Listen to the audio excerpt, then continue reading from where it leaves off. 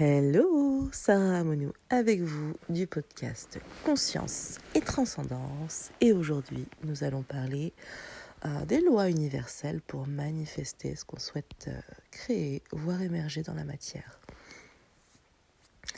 Alors, ce qui est intéressant, donc évidemment, on a beaucoup entendu parler des lois de l'attraction, de la loi de l'attraction, du film du secret et autres ouvrages et films populaires à ce sujet.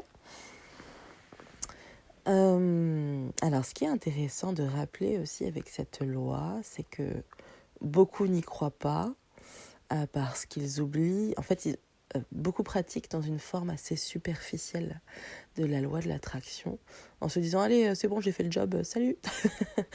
Et donc non en fait le job n'est pas vraiment fait, c'est pas parce que tu visualises pendant 2-3 jours et en fait il y a vraiment à aller voir plus loin, parce que les lois universelles, l'intelligence universelle, la source, l'univers, Dieu, qui vous voulez, est prêt à exaucer quelque part ce que vous souhaitez voir émerger dans la matière. Mais simplement, nous avons des croyances inconscientes, on pourrait appeler des contre-croyances, qui nous empêchent en fait de manifester ce qu'on veut voir émerger parce que, par exemple, si je veux une nouvelle voiture, je veux une nouvelle voiture, d'accord, ok, j'arrive pas à la manifester, pourtant j'ai visualisé, pourtant j'ai ressenti les émotions. On va voir un peu plus en détail dans justement ce podcast comment visualiser avec le plus de sens sollicité, puisque ce sont les sens qui nous permettent de vivre la matière en fait. Plus on visualise ce qu'on souhaite créer dans l'expérience qu'on vit avec les émotions, des émotions assez intenses et les sens sollicités, plus ça a de chances d'émerger dans la matière. Mais quelque part, si je veux une nouvelle voiture, il y a une voiture qui me plaît vraiment, mais j'ai la croyance que c'est pas écologique. J'ai la croyance que les gens vont me juger avec cette voiture. J'ai la croyance que je ne vais pas pouvoir l'entretenir parce que ça coûte cher. J'ai la croyance que j'en sais rien, qu'on va me renier parce que je roule dans une trop belle voiture et que on va croire que je sais pas moi j'ai chopé la grosse tête, enfin voilà, ce genre de choses. En fait, toutes ces contre-croyances vont être des barrages à cette manifestation, parce que la contre-croyance, en tout cas l'intensité, la force de cette contre-croyance est plus forte que ce qu'on souhaite manifester. Donc c'est intéressant. Et surtout, ce que j'ai envie de vous dire, c'est d'être toujours dans une optique de ne pas tout savoir. D'accord ? De toute façon, on ne sait jamais tout. C'est l'ego et le mental qui, de temps en temps, nous font croire qu'on sait tout. Mais je crois que c'est la chose la plus fausse qui soit. Mais c'est OK. Et du coup, soyez dans l'optique, ok d'accord, donc je demande à mon inconscient de me faire remonter toutes les contre-croyances à la conscience. Et du coup, posez-vous la question, quelles sont les croyances qui m'empêchent de manifester cette voiture, cette maison, ce travail, ce succès, voilà. Et notez-les et remplacez-les par des croyances qui vont vous servir. Alors, pour parler... donc, en fait, quand on souhaite manifester quelque chose, mais qu'on ne va pas voir ces croyances, ces contre-croyances-là, en fait, on fait les choses en surface, finalement. On est dans une forme de superficialité et on ne fait pas le job à 100%. Le job à 100%, c'est d'aller voir ce qui ne va pas. C'est d'aller voir ce qui nous empêche de manifester. Alors, pour manifester, pour vraiment activer la loi de l'attraction, alors, il y a, si je peux vous recommander l'un des ouvrages les plus complets qui soit, je trouve. Euh, je l'ai écouté sur... personnellement, j'aime beaucoup les livres audio, j'ai un abonnement Audible.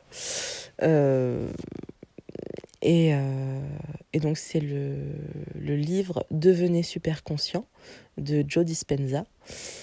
Et il est vraiment riche en pépites, mais vraiment, vraiment. Je le trouve vraiment. Je trouve que. Alors, en livre audio, il fait quasiment 14 heures, je crois. Mais c'est vraiment le plus complet qui soit, en tout cas jusqu'à aujourd'hui. Si je compare avec tous les autres livres que j'ai pu lire à ce sujet, c'est vraiment celui-là qui ressort et qui fait la différence, je trouve. Dans le détail, dans les détails de la manifestation, enfin, il va vraiment profondément dans les détails. Alors, qu'est-ce que je peux... Alors, de ce que j'en ai ressenti,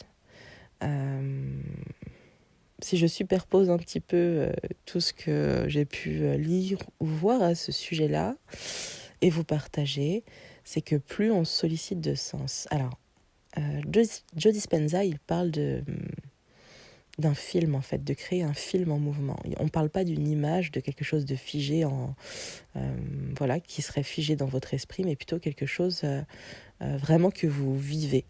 Si c'est une voiture, imaginez-vous dans cette voiture. Imaginez-vous dans cette voiture, en train de la conduire, le bien-être que vous ressentez, la joie que vous ressentez, c'est hyper intéressant, hyper important d'y mettre l'aspect émotionnel. Vraiment très important, c'est nos émotions et nos sens qui créent. Donc la joie que vous avez de conduire cette voiture parce que vous vous sentez bien, parce que vous vous sentez en sécurité, parce que vous aimez, parce que c'est beau en fait. On a tendance à croire que le beau est superficiel, mais non. Le beau nourrit l'âme. Quand vous voyez un beau coucher de soleil, je veux dire, c'est la beauté, en fait, nourrit l'âme aussi. Qu'elle soit matérielle, qu'elle soit... On la trouve dans la nature, tout ça, ça nous nourrit profondément. Habillez-vous toute une journée avec des haillons et habillez-vous avec une tenue que vous adorez. Vous allez voir que votre vibration, elle ne va pas du tout être la même. Et là, on ne parle pas du tout de ressenti superficiel. Quand vous mettez des vêtements qui vous vont comme un gant parce que vous vous sentez bien dedans, la journée n'est pas du tout la même. Et donc, c'est accepter aussi qu'avoir une belle voiture, ce n'est pas être superficiel, si on va dans les contre-croyances, si on va dans tout ça. Donc voilà, créez le film mental, en fait, et nourrissez-le au quotidien jusqu'à avoir le plus de détails possible. Et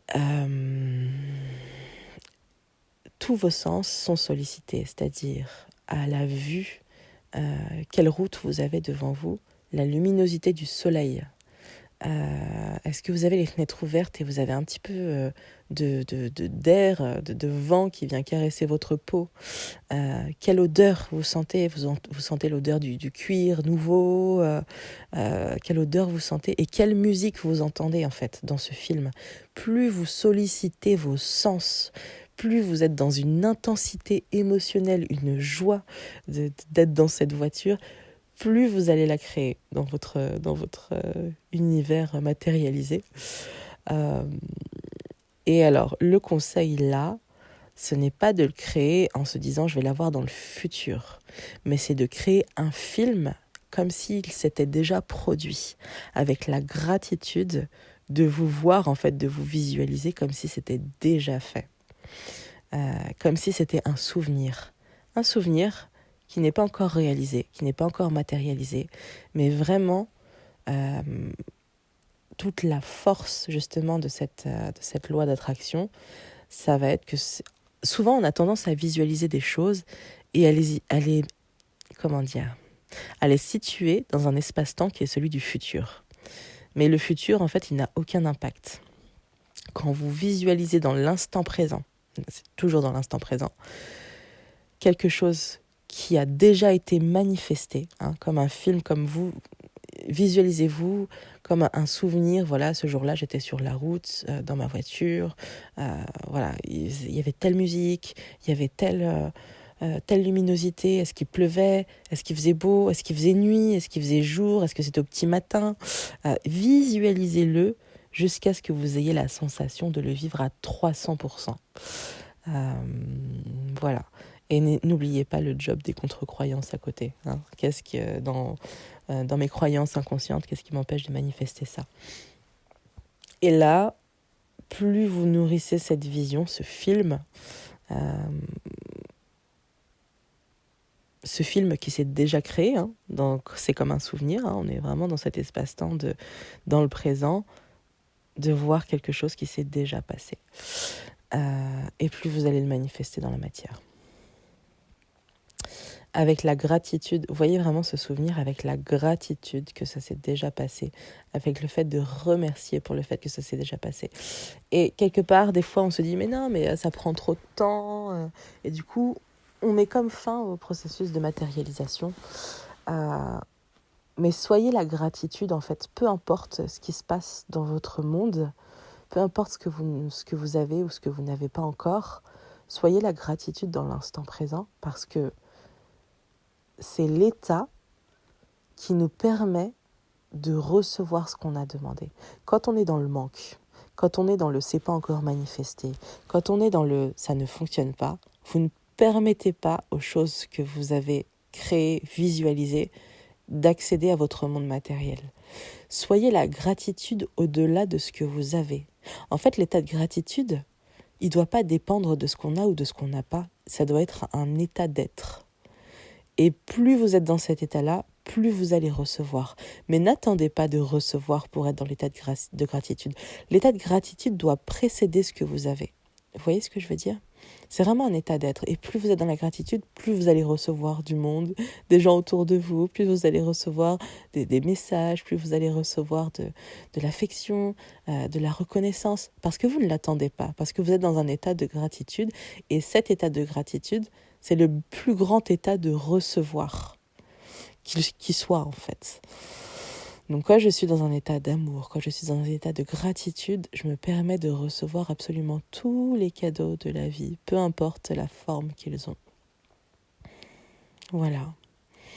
Et vraiment, n'oubliez pas que l'état de gratitude doit précéder ce que vous avez. Si vous attendez de recevoir les choses pour être dans la gratitude, vous êtes un frein à la manifestation. Visualisez les choses et laissez l'univers faire son œuvre, l'intelligence universelle, la source, Dieu. La foi est très, très, très importante. D'ailleurs, j'aime utiliser des affirmations « je suis ». Je suis, c'est le verbe créateur, le verbe être, donc le verbe de l'être. Et du coup, ça va être je suis la foi infinie. Je suis la reconnaissance, la gratitude infinie. Je suis le succès infini dans toutes mes entreprises. Je suis la matérialisation de tous mes rêves. Et laissez-vous le devenir en fait. Laissez-vous devenir ce que vous dites chaque jour. Et vraiment, il y a cette notion de foi. Ok, moi je fais le job dans ma tête, mais le comment ça va arriver, ça n'est pas de mon ressort en fait. C'est pour ça qu'il y a deux manières de manifester. Soit on est dans l'action permanente et on s'épuise en se disant voilà, c'est en faisant, on n'est que dans le faire, donc on n'est que dans son énergie masculine et on s'épuise. Soit en fait on alterne cette énergie féminine qui est créatrice, qui est celle de... Quand je dis féminine et masculine, on les a tout en soi, hein. Je parle pas d'être une femme ou d'être un homme, mais voilà, notre polarité féminine ou masculine. Soit on est que dans le masculin et on est dans le faire en permanence, et bah du coup on a vite tendance à s'épuiser parce qu'on croit que c'est uniquement en faisant que les choses vont se créer. Soit on actionne cette énergie féminine de manifestation par la visualisation et on demande quelque part à... On est dans une forme du faire qui est alignée au féminin en fait et qui est hyper écologique parce qu'on n'est pas dans l'action permanente. C'est comme si en fait on faisait 50% des choses par un travail de visualisation, par des actions alignées et l'univers faisait 50% du reste. Donc on est soutenu en permanence, ça demande de renouveler notre foi en permanence. Le plus gros travail en fait c'est le travail de maintenir sa vision. Une vision claire, une vision avec de plus en plus de détails, une vision avec de plus en plus de possibilités. En fait, ça nous demande d'incarner énergétiquement, de devenir un match énergétique, d'incarner énergétiquement ce qu'on veut. Je crois que je suis à 2 doigts d'éternuer. Bon, ça nous demande d'incarner énergétiquement ce qu'on veut voir émerger dans la matière, en fait. Donc, cette voiture, comment je me sens quand je la conduis, comment je me sens quand j'ai la sensation qu'elle est à moi, comment je me sens, tout ça. Enfin, voilà, c'est autant de questions et comment je me sens quand, voilà, l'idée d'aller faire mes courses, par exemple, avec cette voiture, est-ce que ça me met en joie? Ok, donc c'est quelle énergie d'avoir cette voiture-là et comment je peux la vibrer, cette énergie, hein, dans une reconnaissance, avant même qu'elle soit là, en fait. Et c'est en vibrant déjà ce que vous souhaitez que vous l'obtenez. Donc si vous attendez d'obtenir pour... Enfin voilà, c'est vraiment... Parfois on a tendance à faire les choses dans un ordre qui n'est pas aidant, entre guillemets. Voilà, je crois que c'est à peu près tout. N'oubliez pas, voilà, d'écrire vos contre-croyances, donc celles qui vous empêchent de manifester. N'oubliez pas de les écrire et de les remplacer par des croyances aidantes. Si nous avons bien oublié une chose, c'est notre pouvoir créateur. C'est-à-dire que nous créons en permanence notre réalité, bien plus avec nos croyances inconscientes que consciemment, mais dès que vous vous mettez en œuvre pour créer consciemment votre réalité et en allant visiter vos contre-croyances, vous vous permettez d'être un créateur conscient en fait, puisque tout ce qui nous arrive est créé par notre inconscient. À partir du moment où on décide de créer consciemment notre réalité, on n'en est pas moins un créateur, hein, mais on devient un créateur conscient. Et ça change tout, parce qu'on n'est plus ballotté quelque part par nos croyances inconscientes, mais on devient vraiment et on obtient vraiment ce qu'on souhaite consciemment manifester. Donc c'est intéressant de se poser la question, quand on a manifesté vraiment des choses qui sont assez intenses et désagréables, quelle croyance était à l'œuvre en fait, hein, et d'aller déconstruire tout ça pour éviter de reproduire les choses. Donc voilà, je vous souhaite de devenir les créateurs les plus conscients qui soient, d'utiliser votre esprit créateur, votre pouvoir créateur le plus consciemment possible. Je vous souhaite de manifester tout ce que vous souhaitez manifester. Vraiment, allez loin. Hein. Ne demandez pas... En fait, commencez à manifester. Par exemple, imaginez-vous, si vous aviez 500 millions d'euros, qu'est-ce que vous aimeriez faire ? Et manifester, commencez à visualiser les choses comme si vous aviez 500 millions d'euros, comme si toutes les portes étaient déjà ouvertes. Ne vous dites surtout pas « ouais mais là, je vais commencer petit ». Non, accédez déjà à votre grande vision, à une vision qui vraiment est la vôtre, qui va au-delà de vos espérances. Manifestez, visualisez votre grande vision comme si vous aviez déjà l'argent nécessaire, comme si vous aviez déjà... En fait, l'argent viendra. Ça, c'est pas un problème. L'argent viendra. Le comment ne vous appartient pas, encore une fois. Hein, d'accord ? Donc, manifestez le plus grand qui soit pour vous. Mais c'est pas juste parce que c'est grand, parce que il faut vraiment que ça vous fasse vibrer, en fait, parce que sinon, c'est pas une vision que vous allez tenir dans le temps. Il faut vraiment que ce soit quelque chose qui vous fasse vibrer. Et qui parle à votre âme et qui parle à tout votre être en fait et devenez déjà énergétiquement cette personne. Ok, cette personne en fait on a accès dans le champ quantique, on a accès à énormément de possibilités et on a accès, dès lors qu'on commence à imaginer, dès lors qu'on commence à visualiser, on a accès à une partie de soi qui a déjà manifesté ça. Connecté dans le champ quantique à cette part de vous qui a déjà manifesté ça.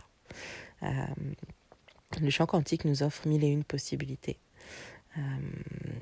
Donc voilà, connecté à cette version de vous future qui a déjà manifesté ça et devenez là, dans votre présent. Quand vous visualisez toujours dans votre présent, pas dans votre futur. Voilà, globalement, je crois que c'est tout. En tout cas, je suis extrêmement reconnaissante pour tous vos jolis mots, pour vos likes, pour vos abonnements, pour vos soutiens en pensée, pour vos partages. Merci infiniment, vraiment, merci beaucoup. Et je vous embrasse très très fort. On se retrouve très bientôt dans un nouvel épisode. Voilà, je vous embrasse très très fort et je vous souhaite de manifester vos plus grands rêves.